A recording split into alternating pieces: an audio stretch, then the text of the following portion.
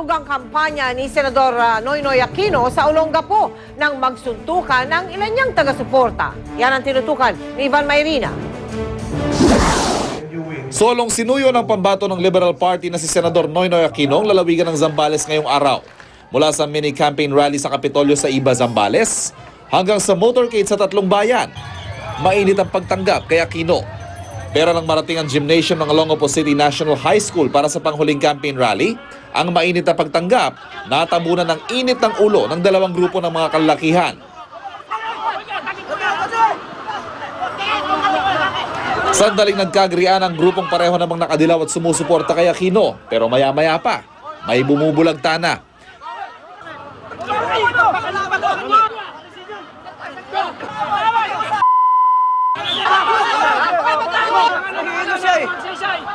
Ayun, kunin nyo na ano. Kasi isa sumusuporta kay Mayor Bakay, sinuntok ng ano ng...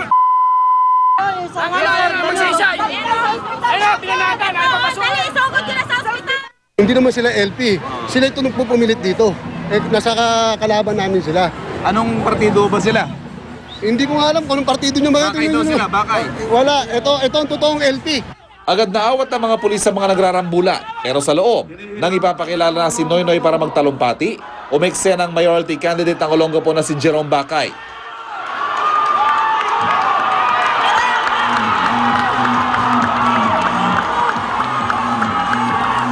Kandidato si Bakay na Aksyon Demokratiko, nakaalyado ng Liberal Party na Aquino sa Olongapo. Pero hindi daw siya kinikilalang kandidato ng Liberal ayon sa mga opisyal ng partido. Ang 5 kandidato ng LP sa pagkakonsehal, kaalyado naman ang kalaban ni Bakay sa pagka-mayor, si dating Zambales Governor Vic Magsaysay. Maging si Aquino hindi maintindihan ang pangyayari. Senator, ano ba nangyayari? Bayaw ko kaya nagpunta ako dito para ayusin ko. Ayusin, tatali ko muna mabuti ha. Masyado marami at ang kakampi. The local LP here is allied with a local candidate for mayor. And that is Governor Magsaysay. No? However, they are running under a different party. So those are just the dynamics in the local politics. It doesn't have anything to do with the national level. Bukas opisyal na magsisimula ang kampanya ng mga lokal na opisyal at inaasahang lalong iinit pang girian ng mga magkakalaban sa politika. Ivan Mayrina, Nakatutok, 24 Oras. Nalagpasan ng GMA Network ang tinatawag na net income target para sa taong 2009. Kumita ang kumpanya o ang network na mahigit 2.8 bilyong piso. Nakatutok si Marie Sumali.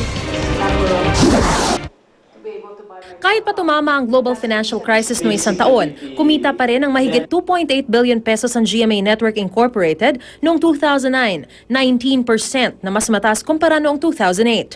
Ang consolidated revenue sumabot sa record high na mahigit 13.7 billion pesos, mas mataas naman ang 10% kumpara noong 2008. Lubos itong ikinatuwa ni GMA Network Chairman, President and CEO Attorney Felipe Gozon. That is significant because last year was a very uncertain year. We started the year with that financial crisis. And somehow we managed to even exceed a little our target. I'm very happy. Maging sa ratings nangunan GMA 7 sa Mega Manila noong 2009. Base sa record ng AGB Nielsen Philippines, ang nangungunang TV ratings data suppliers sa bansa. Mula 6 a.m. hanggang 12 midnight, aabot sa 40% ang average audience share ng GMA noong 2009. Mas mataas ng 8 percentage points kesa sa ABS-CBN. Para sa channel ratings, nag-average naman ang GMA sa 17%, mas mataas kaysa sa ABS.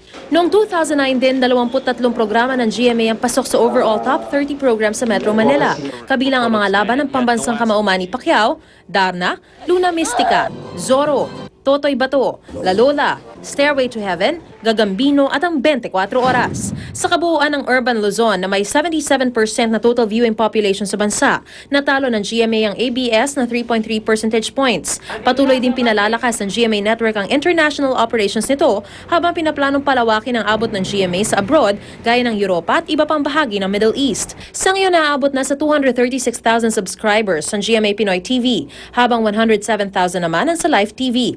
Dito sa bansa patuloy din ang pagpapalaki pinapalawak na operasyon ng GMA Network partikular sa Visayas at Mindanao. At mas marami pa raw magagandang programa ang ipinapangako ng Kapuso Network ngayong taon sa pagdiriwang ng 60th anniversary nito, kabilang ang pinakakomprehensibong coverage sa eleksyon 2010. Ang minahal nilang himpilan, mas lumalaki ang pagmamahal sa ating mga manonood. No? So, sa kalidad naman at uri ng mga programa na ating pinaplano para sa ating mga manonood, isa ako sa makakapagsabi na makakaasa sila na iaangat pa natin lalo ang antas. Mas ika-aaliw ng ating mga manonood, ikasasaya ang pagpapanood nito. And of course, on our news and public affairs programming, nandun pa rin at mangingibabaw ang kredibilidad. Our assurance should be our track record.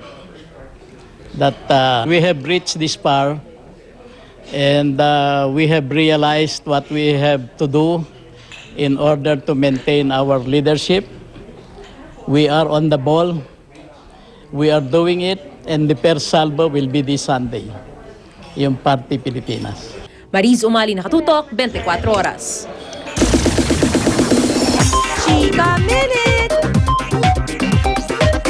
Napakasimple pala ng buhay ni Binibining Pilipinas World Zarina Gatbonton. Nakatira siya sa isang isla sa Malolos, Bulacan. Kasama niya roon ang tatay niyang mangingisda at nanay niyang teacher sa isang daycare center. Sa kabila ng simpleng pamumuhay, determinado si Zarina na makuha ang Miss World title. Abangan po ang iba pang detalye niyan bukas. Yan po ang Chika Minute. I'll see you again tomorrow. Ako po si Pia Guanyo. Ma'am Mike? Salamat, Pia. At yan po mga balita ang aming tinutukan sa nakalipas na 24 oras. Maraming salamat sa inyong pagtitiwala mula sa tahanan ng katotohanan. Ako po si Mel Tiangco. Ako po si Mike Enriquez. Ito ang GMA. Walang kinikilingan, walang pinoprotektahan. Walang kasinungalingan, serbisyong totoo lamang.